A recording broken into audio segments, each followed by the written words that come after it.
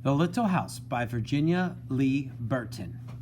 So, kindergarten, this year we've been talking an awful lot about story elements, things that are very important to look for when you're listening to, reading, or hearing a story. We've talked about the setting, we've talked about the main topic, details, the beginning, the middle, and the end, and we've talked a lot about the main character or characters that you see in a story. The main character is always who the story is mainly about. Lots of times it's a person or an animal. Today, the main character in the story can be seen in the title, The Little House. This little house is actually the main character in the story. Now, the main character in this story is not an animal or a dog or a person or anything like that. It's actually a house. So we're going to listen to the story, The Little House, and hear about her story. It even says right here, her story. Looks like a welcome mat. And it almost looks like that little house is smiling there. And the window shades look like eyes.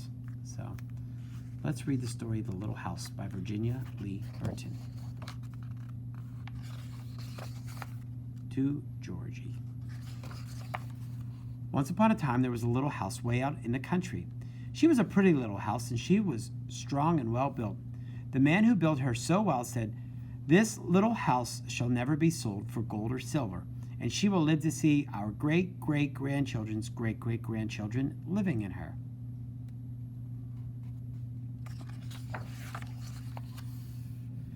The little house was very happy as she sat on the hill and watched the countryside around her.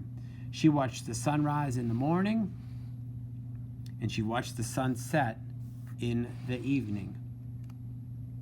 Day followed day, each one a little different from the one before, but the little house stayed just the same. So notice the setting is the country. I wonder if it's going to stay like that.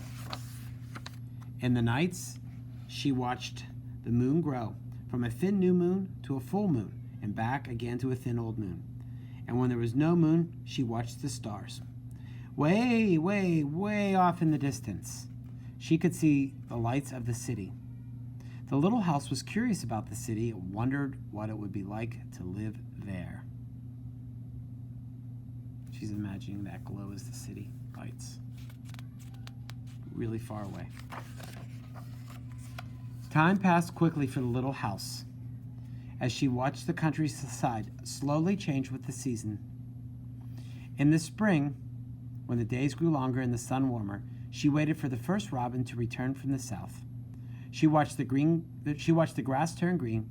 She watched the buds on the trees swell and the apple trees burst into blossom. She watched the children playing in the brook.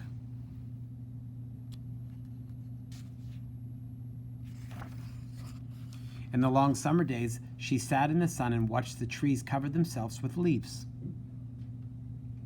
and the white daisies cover the hill. She watched the gardens grow, and she watched the apples turn red and ripen. She watched the children swimming in the pool.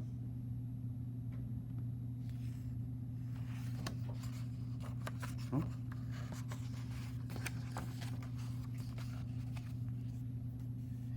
In the fall, when the days grew shorter and the nights colder, she watched the first frost turn the leaves to bright yellow and orange and red. She watched the harvest gathered and the apples picked. She watched the children going back to school. In the winter, when the nights were long and the days short, and the countryside covered with snow, she watched the children coasting and skating. Year followed year. The apple trees grew old and the new ones were planted. The children grew up and went away to the city, and now at night the lights of the city seemed brighter and closer. Closer, she said.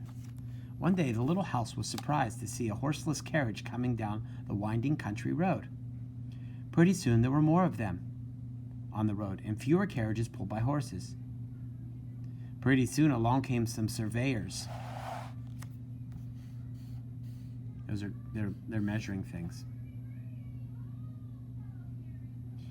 Pretty soon along came a steam shovel and dug a road through the hill covered with daisies.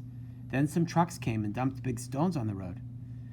Then some trucks with little stones. Then some trucks with tar and sand. And finally a steamroller came and rolled it all smooth. And the road was done.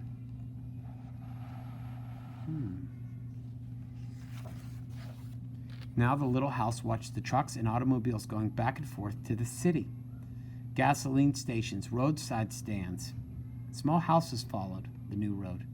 Everyone and everything moved much faster than before. Doesn't look like the country anymore, does it? Wow, look at that. More roads were made, and the countryside was divided into lots. More houses and bigger houses, apartment houses and tenement houses, schools, stores, and garages spread over the land and crowded around the little house.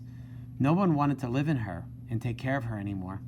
She couldn't be sold for gold or silver, so she just stayed there and watched. Nobody's living there anymore. Now, it was not so quiet and peaceful at night.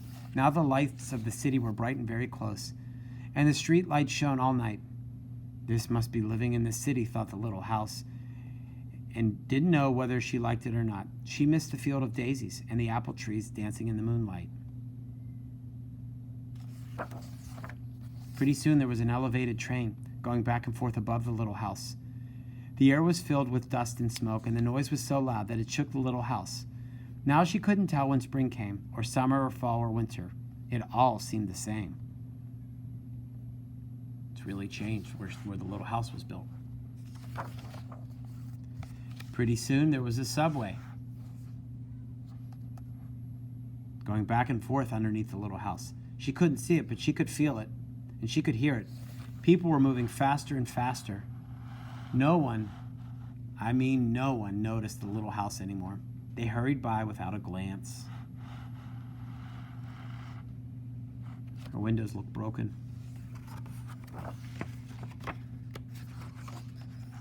Pretty soon they tore down the apartment houses and tenement houses around the little house, and they started digging big cellars on each side. The steam shovels dug down 3 stories on one side and 4 stories on the other side. Pretty soon they started building up. They built up 25 stories on one side and 35 on the other. You can barely even see the little house anymore. Oh, there's the little house, and look how big the buildings are becoming now. Now the little house only saw the sun at noon, and she didn't see the moon or the stars at night at all because the lights of the city were too bright. She didn't like living in the city. At night she used to dream of the country and the field of daisies and the apple trees dancing in the moonlight. The little house was very sad and lonely. Her paint was cracked and dirty. Her windows were broken, and her shutters hung crookedly. She looked shabby, though she was just as good as a house as ever underneath.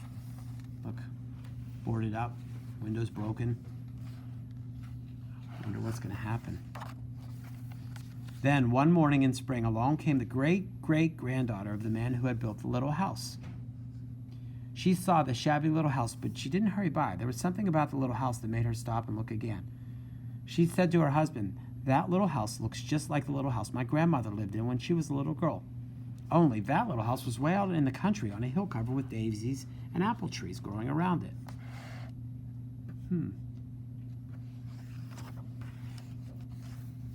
They found out it was the very same house. So they went to see the movers to see if the little house could be moved. The movers looked the little house all over and over and over and said, "Sure, this house is as good as ever. She's built so well we could move her anywhere." So they jacked up the little house and put her on wheels. Traffic was held up for hours as they slowly moved her out of the city. Everybody's waiting. So they're taking the little house out of the city. At first, the little house was frightened, but after she got used to it, she rather liked it. They rolled along the big road, and they rolled along the little roads until they were way, way out in the country. When the little house saw the green grass and heard the birds singing, she didn't feel sad anymore. They went along and along, but they couldn't seem to find just the right place. They tried the little house here, and they tried her there. Finally, they saw a little hill in the middle of a field, and apple trees growing around. "There," said the great-great-granddaughter. "That's just the place." "Yes, it is," said the little house to herself. A cellar was dug on top of the hill, and slowly they moved the house from the road to the hill. Look how far they came along that road.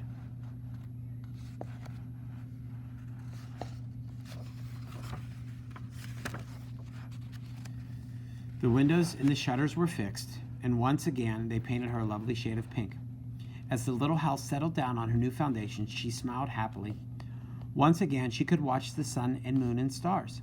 Once again she could watch spring and summer and fall and winter come and go. Once again she was taken care of and lived in. The end. And look, there's a swing. We're taking care of the little house. You can see her smiling again. Never again would she be curious about the city. Never again would she want to live there. The stars twinkled above her. A new moon was coming up. It was spring, and all was quiet and peaceful in the country. The end. Well, I hope you enjoyed the story, The Little House. And we talked a little bit at the beginning about the main character. The main character in the story is actually the little house, and it shows how time can change the location of things. At the beginning of the story, she lived in the country, and as the city expanded, so did her surroundings. And by the end, near the end of the story, she was abandoned and left alone in the city until they moved her back out to the country. So I want you to think about the little house and about the fact that the little house is actually the main character in this story. Your job is going to be to draw a picture of the main character of the story and finish the sentence frame. The main character is the house, and I want you to draw a picture of the house. Make sure you include the details of the picture: the door, the windows, the ceiling, the chimney in the middle. And they said they were painted or pink, so maybe make the house pink if you can. Add an apple tree in the yard. Add the walkway in the front. When you're done with your work, please post it on Seesaw for Mr. D and Chef Biscotti.